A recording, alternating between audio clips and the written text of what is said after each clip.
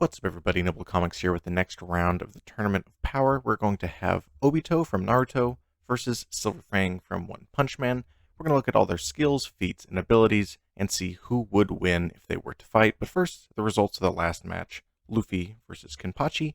We can see here that Luffy is going to eke out a victory and will move on to the semifinals. But with that out of the way, let's get into today's fight. So, Obito versus Silver Fang. Now, this is actually the last match before we get into the semifinals, so that's pretty exciting.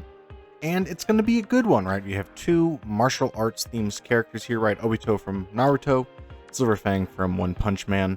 Both extremely skilled martial artists, both at sort of the upper echelon of power for the most part in their respective universes.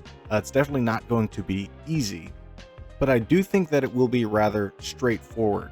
So what I'm going to do is I'm going to go over, right, the basic abilities and specialties of these two characters. Then I really want to get into the advantages and disadvantages of each, because I think that's really where the difference is going to be made. So let's just get into that. I'm going to start with Obito.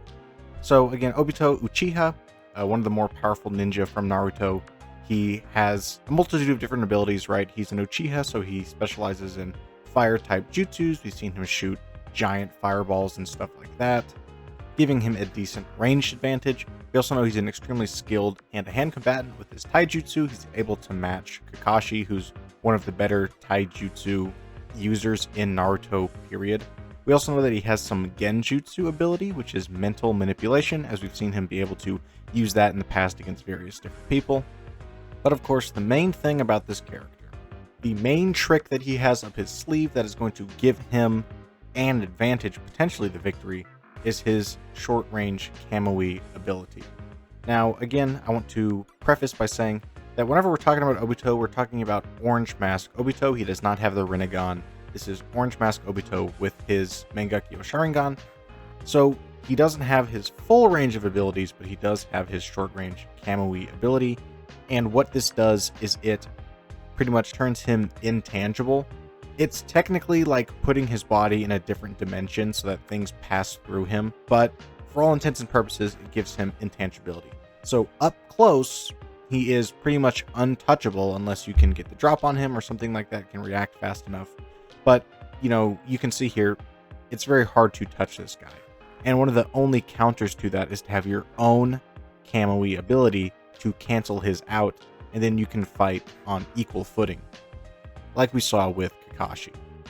And again, that's really going to be his specialty that's going to differentiate himself from the rest of the bracket, right? So, like many of the other people here, he's got very good hand-to-hand combat, one of the best, you could say.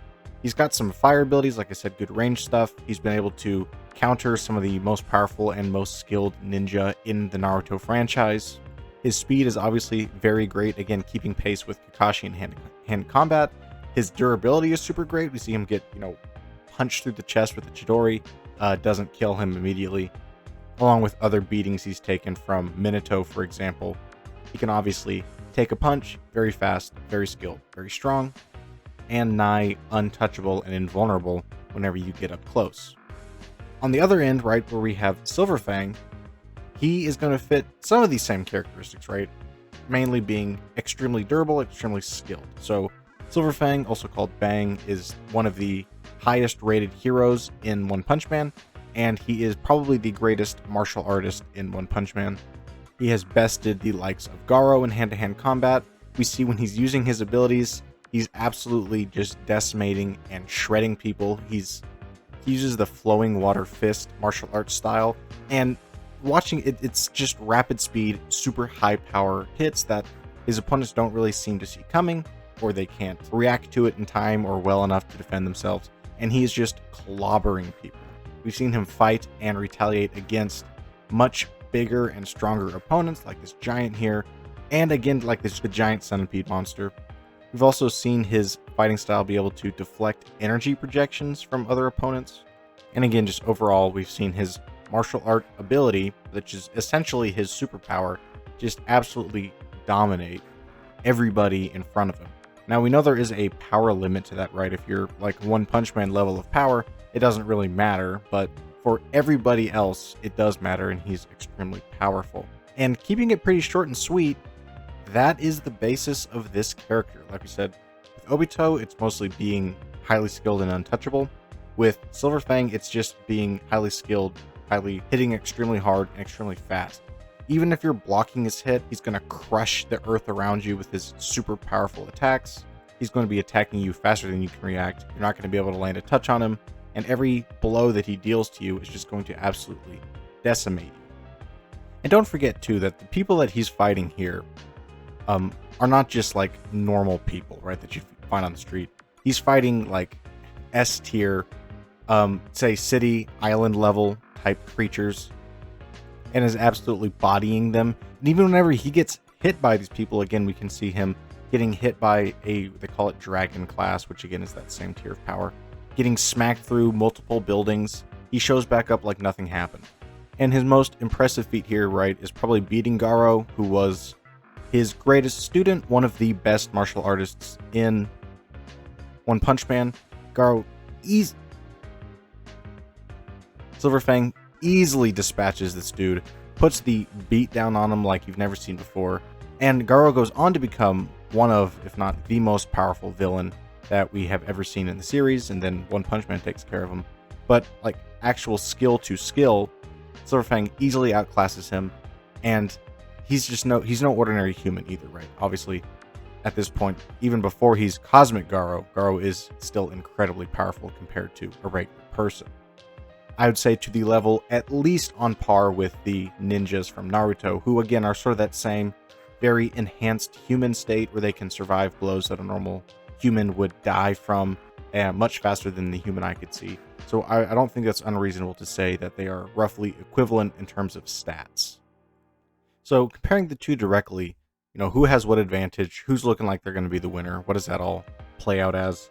And I don't think it's as close as maybe I initially thought, right? Because when we're talking about speed, I think that's very hard to say, because both of them are fast enough to keep pace with other extremely fast people.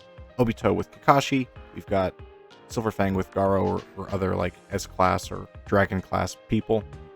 If anything, I'd say Silver Fang may have a slight advantage because we've seen his martial arts be able to overwhelm and beat the reaction time of these other very powerful beings, but maybe the same could be said for Obito.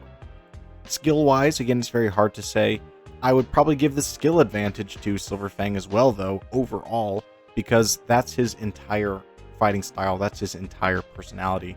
Versus with Obito, his actual taijutsu fighting style isn't as important to him as maybe some of his other abilities are, right? Especially his Kamui ability.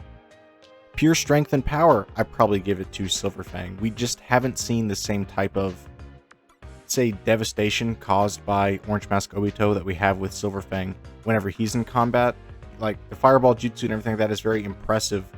I don't think it has the destruction capability that Silver Fang has shown. And if he were to use that jutsu against Silver Fang, I think he could deflect it using his martial arts also. Durability-wise, though, is where it's close, because again, I would probably say Silver Fang is more durable, except for the fact that Obito has hacks, essentially, because his durability is pretty much infinite because you can't actually touch him.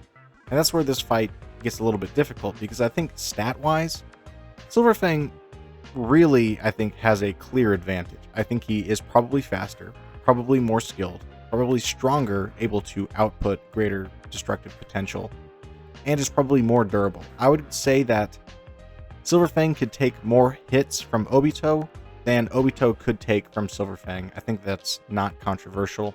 And I think if this was just a pure hand-to-hand combat, then Silver Fang would definitely win. But given the fact that Obito can essentially become intangible and immune to attacks, that greatly limits Silver Fang's offensive capabilities. Now, I also don't necessarily think that Obito has the advantage necessarily, because I don't think he'll be able to land hits on Silver Fang due to the stat difference between the two, but he can definitely make it to where Silver Fang cannot land hits on him.